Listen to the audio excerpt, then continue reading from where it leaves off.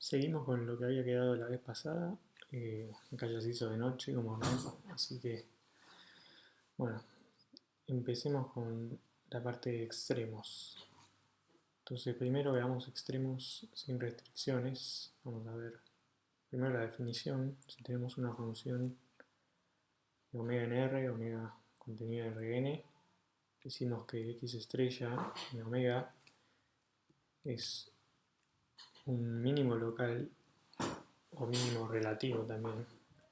Si existe un epsilon tal que f de x es mayor que f de x estrella para todo x en omega a distancia menor que epsilon. O sea, en una bolita eh, f de x estrella es más chico que todos los otros valores de f de x. Decimos que es mínimo global si f de x es mayor que f de x estrella para todo x en omega. O sea, no hay condición local en una bola, sino que vale para todo x. También decimos que el mínimo es estricto, global o local, si vale la desigualdad con un mayor estricto. O sea, por ejemplo, mínimo local estricto es que f de x es mayor que f de x estrella para todo x distinto de x estrella en la bolita de radio epsilon centrada en x estrella, ¿está bien? Bueno, para definiciones nomás. Entonces, lo primero que vamos a ver es una condición necesaria de primer orden para un mínimo local, ¿está bien? Entonces recordemos que si f es 1 de omega y x estrella está en omega interior, o sea, esto es omega circulito significa el interior, los puntos que están en el interior de omega, o sea que tiene una bolita alrededor toda metida en omega. Supongamos que x estrella es un mínimo local. Entonces el gradiente de f en x estrella tiene que ser 0. ¿Está bien? Para la demostración vamos a usar este polinomio de Taylor. ¿Sí? Entonces agarramos b de una dirección, vector, y consideramos la función g de t, que es f de x estrella más t por b. Entonces esta función está en omega si t está entre 0 y un t0, ¿sí? Para un t0 chiquito, que es interior.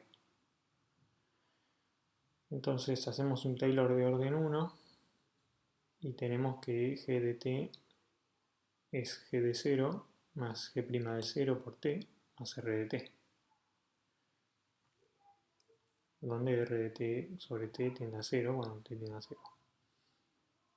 Pero g de t es f de x estrella más t de b, y g de 0 es f de x estrella, y g' de 0 por la regla de la cadena es el gradiente de f en x estrella por b, con lo cual llegamos a que si es un mínimo local, tiene que satisfacerse que el gradiente de f de x estrella contra b sea mayor a 0, ¿sí? ¿Por qué? Bueno, porque si no, o sea, esto se va a 0 más rápido que t. Entonces esta parte tiene que ser positiva, digamos. Porque si no llegaríamos a un absurdo, llegaríamos a que f de x estrella no es mínimo local. Entonces, como esto vale para cualquier dirección, entonces el gradiente de f de x estrella tiene que ser 0, ¿sí? Porque esto es mayor a 0 para todo b. En particular, para menos b tiene que ser mayor a 0. O sea que tiene que ser 0 para todo b. Y llegamos a que el gradiente de f en x estrella tiene que ser 0. Ok.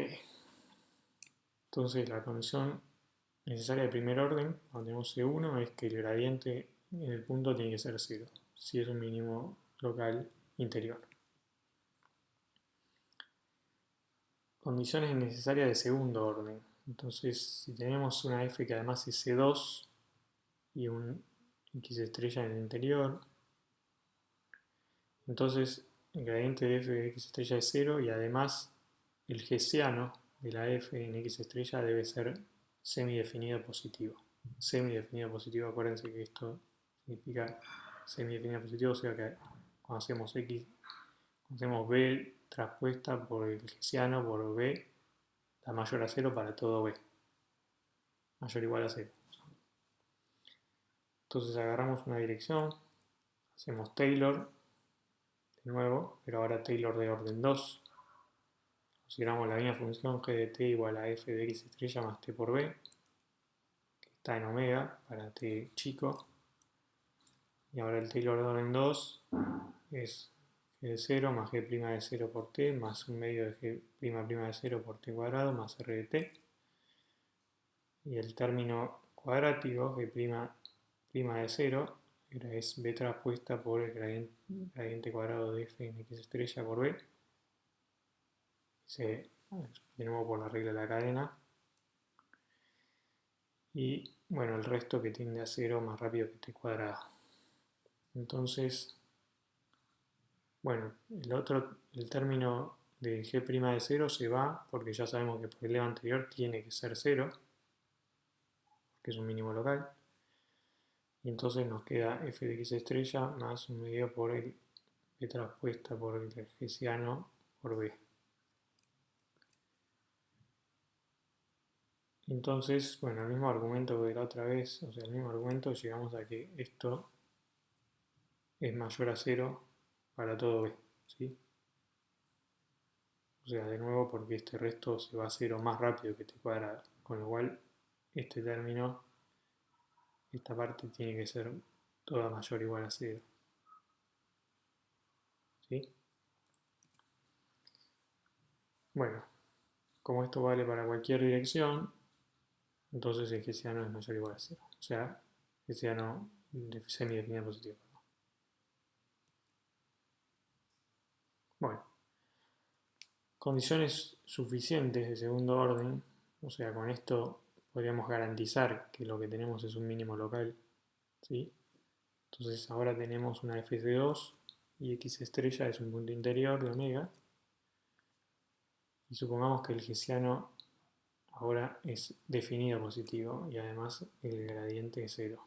Entonces, con estas condiciones podemos garantizar que x estrella es un mínimo local estricto.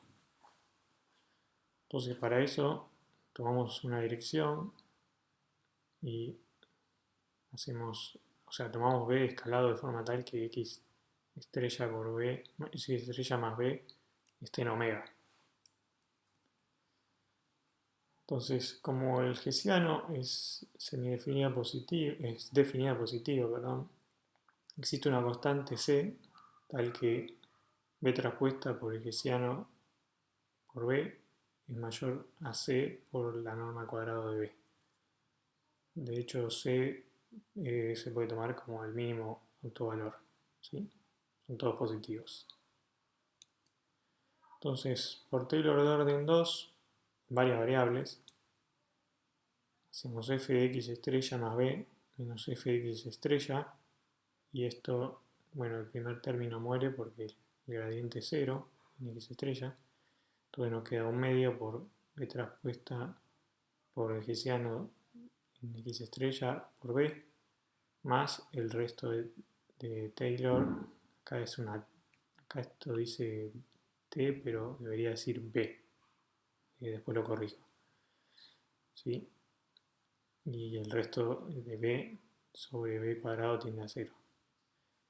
Bueno, pero esto, lo que observamos recién, es mayor o igual que una constante sobre 2 por la norma de b al cuadrado. ¿Está bien? Con lo cual, si b es chico, o sea, para una norma de b menor a epsilon, tenemos que esto es positivo, ¿sí? ¿Por qué? Bueno, porque esto es lo que se hace un término despreciable, digamos. Hay que acotar este término y esto se hace positivo, ¿sí? Es un argumento típico. Con lo cual, si esto es positivo, bueno, llegamos a la típica de que llegamos a la conclusión de que x estrella es un mínimo local estricto. Lo probamos para cualquier b, para cualquier punto de la pinta de x estrella más b en omega chiquito, ¿sí? O sea, ¿se entiende? Bueno, ok, sigamos. Esto igualmente lo van a ver en la teórica, todas estas proposiciones las van a ver con un poquito más de generalidad, no solo para puntos interiores. Bueno, entonces, en el ejemplo que estábamos haciendo la vez pasada, f de x igual al seno de x1 más x2, el seno de x1 más coseno de x2. Entonces, bueno, podemos ver de usar estos criterios. El gradiente nos queda el coseno de x1 menos seno de x2, con lo cual el gradiente se anula si solo si x1 es pi sobre 2 más k1 por pi y x2 es k2 por pi, ¿sí? Para k1 y k2 enteros. Esos son todos los candidatos a posibles extremos. El hessiano nos queda menos seno de x1 menos coseno de x2. Con lo cual, si pensamos un cachito, si k1 y k2 son impares, entonces esto nos queda positivo, nos quedan los dos positivos, nos queda la identidad y tenemos un mínimo local. Si ambos son pares, nos quedan los dos negativos y obtenemos un máximo, ¿sí? Y caso contrario, bueno, la matriz del hessiano es indefinida, o sea que tenemos un punto silla. Esto clásico, digamos. Bueno, entonces eso para extremos sin restricciones. Pasemos a extremos con restricciones. Entonces supongamos ahora que omega en Rn es un dominio cuyo borde está dado por los ceros de una función C1 que llamamos g de Rn en R, ¿sí?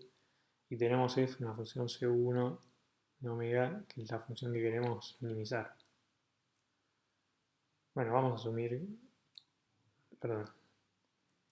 Entonces, bueno, en el interior de omega ya tenemos los criterios anteriores, digamos. Nos resta analizar qué pasa en el borde, digamos. Que el borde vamos a suponer que es una función, que son los ceros de una función. Entonces, dado x estrella en el borde, y supongamos que es un extremo local, supongamos además aún que el gradiente de la g en x estrella es distinto de 0, esto para poder aplicar el teorema de la función implícita, que no es del todo necesario, pero bueno, acá entonces si aplicamos implícita, ¿qué es lo que tenemos? Bueno, lo mismo que antes, existe una bola, acá estamos en una bola de Rn menos 1. Uy, acá me mandé un desastre. Acá dice intervalo y porque lo modifiqué y no. Acá debería decir bola y no. B, una bola abierta, digamos. Y bueno, tal que, digamos como antes. G de x1, xn-1, phi de x1, xn-1 es 0. ¿Sí? O sea, y ese es, esa intersección U es el gráfico de la phi, lo mismo que antes. Acá olvídense lo que hice porque esto era para cuando estaba en una variable. Perdón. Y bueno, además satisface que phi de x1 de xn-1 estrella es xn estrella. Entonces, si definimos h como la composición, h de x1 xn-1 es f de x1 xn-1 phi de x1 xn-1, entonces x1 xn-1 estrella es el extremo local de h sin restricciones, con lo cual volvemos al caso anterior y esta phi S1 por el tema de la función implícita. Eso no lo dice, pero también lo voy a agregar. Con lo cual el gradiente de la h se tiene que anular. Y si calculamos el gradiente de la h, regla de la cadena, obtenemos que las siguientes ecuaciones: el gradiente de la f en x estrella traspuesta por e sub i por e sub i, la derivada de phi sub i con respecto a xi en x estrella tiene que dar 0. Esto es lo mismo que antes, exactamente igual que antes. Y entonces, bueno, de acá, esta es la famosa ecuación, la voy a escribir en el iPad. A ver.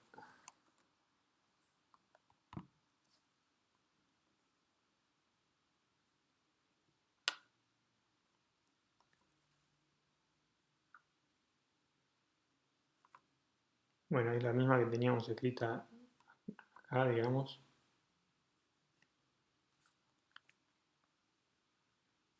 ¿Sí? O sea, tenemos esta ecuación, solo que acá llamé las variables hasta xn en lugar de xn más 1. Y por lo tanto, despejamos de acá que digamos, la phi, la derivada de la phi con respecto a xi es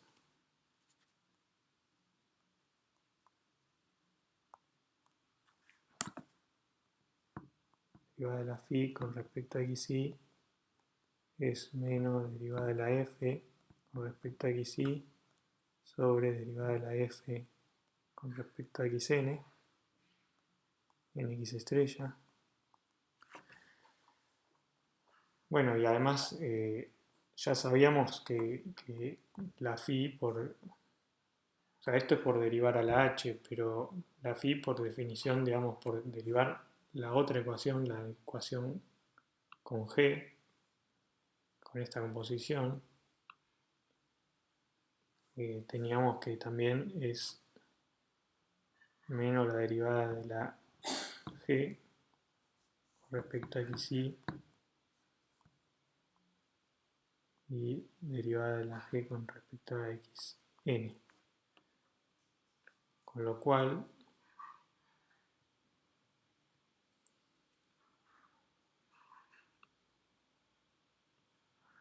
llegamos a la igualdad siguiente, ¿sí? Que la derivada de la g respecto a xi sobre derivada de g respecto a xn es igual a la derivada de la f con respecto a xi y derivada de la f respecto a xn.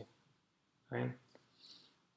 O sea, esto nos dice que salvo una constante, o sea, porque estas ecuaciones son homogéneas, grado 0, salvo una constante, el gradiente de la f en x estrella tiene que ser el gradiente de la g en x estrella, donde lambda es una constante.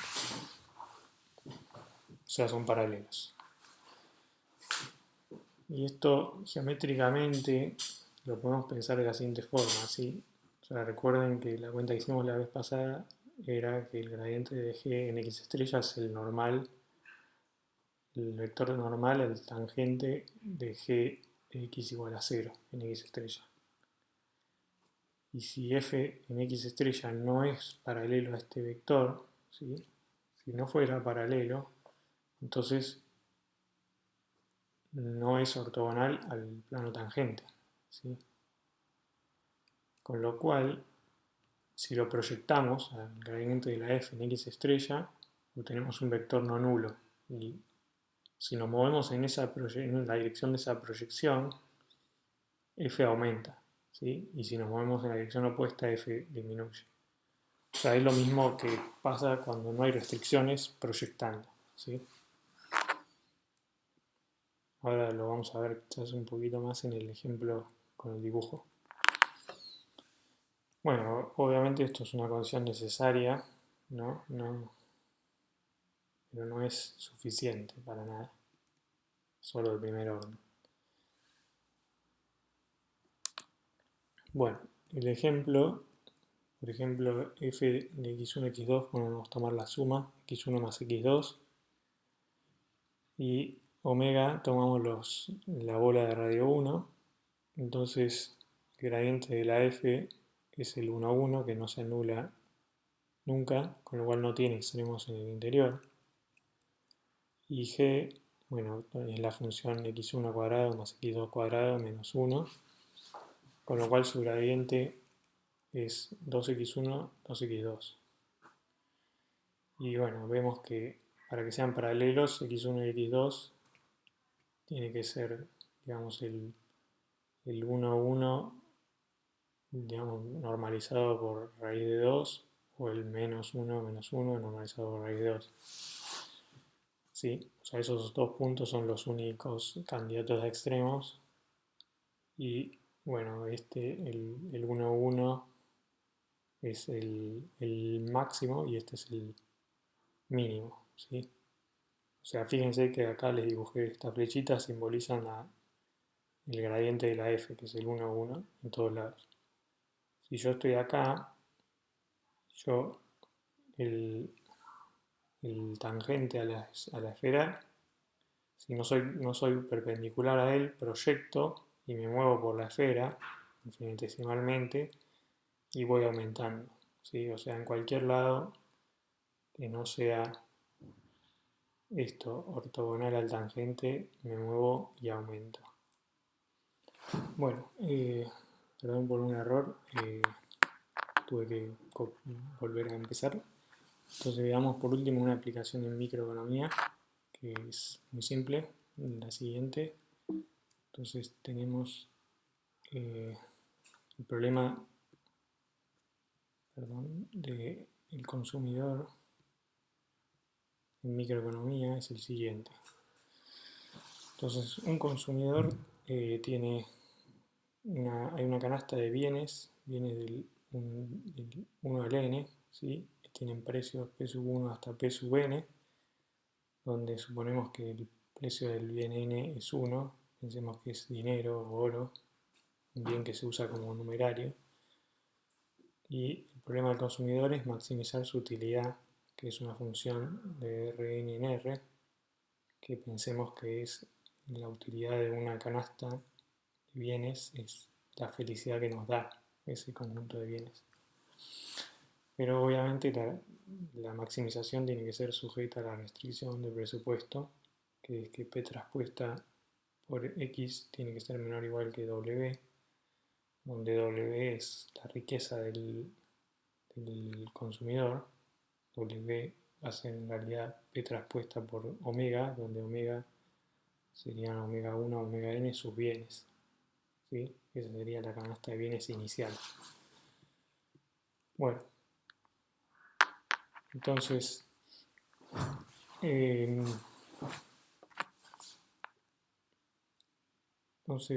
bajo hipótesis naturales, en general la solución va a estar sobre la frontera, o sea, va a ser una solución que satisface P traspuesta por X igual a W. O sea, no vamos a querer guardarnos bienes, o sea, que nos sobren bienes, sino que vamos a querer consumir todo. Eso es natural, digamos, siempre que, o sea, consumir algo nos dé utilidad positiva. Y en general, bajo hipótesis, eso vale.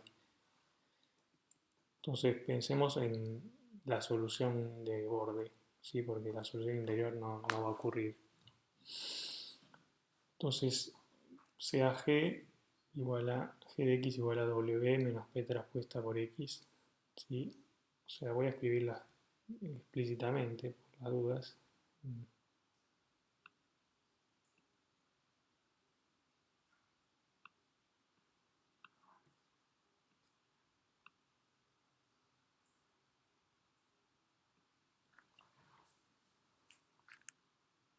G de X es W menos P traspuesta por X, y esto es W menos la suma desde I igual 1 hasta N del P sub I por X sub I. O sea, el precio del bien enésimo por la cantidad de la canasta del bien enésimo. Entonces,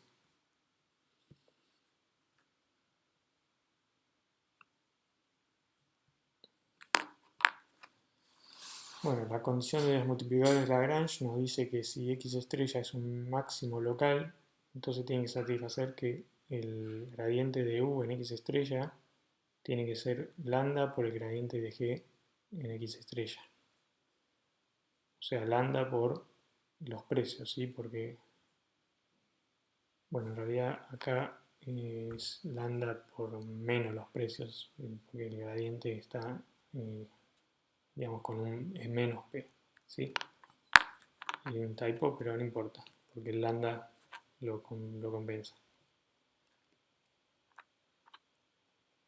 Con lo cual, llegamos a que P sub I tiene que ser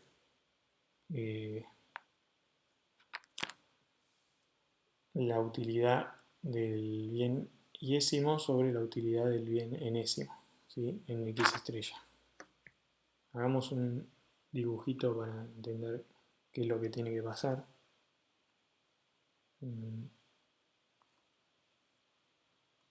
Entonces, nuestra utilidad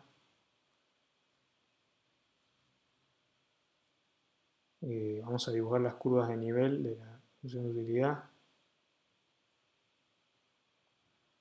Van a ser una cosa así. Y la restricción presupuestaria va a ser una recta. Uy.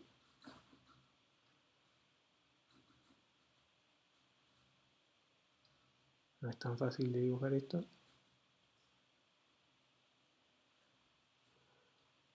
Bueno, y entonces lo que tiene que satisfacer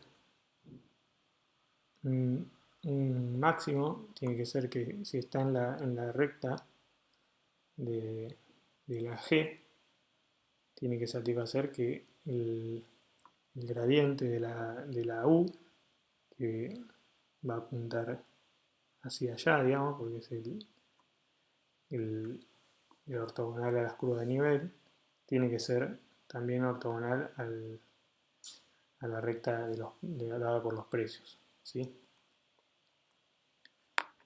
Bueno, entonces esto, la condición de los multiplicadores de Lagrange que habíamos escrito de esta forma, digamos, derivada de g sub i derivada de g respecto a xi sobre derivada de g respecto a xn es igual a derivada de f respecto a xi sobre derivada de f respecto a xn, es lo que nos dice, porque p sub n es 1, que el precio iésimo, el precio del bien iésimo, tiene que ser la derivada de u respecto a xi sobre la derivada de u respecto a xn en x estrella. Y la interpretación de esto es que el precio del bien iésimo debe ser lo que se llama el bang for buck, o sea, cuánto nos da de utilidad marginal respecto de lo que estamos perdiendo en lo que estamos pagando, ¿sí? O sea, cuánta utilidad nos da debe ser equivalente al precio.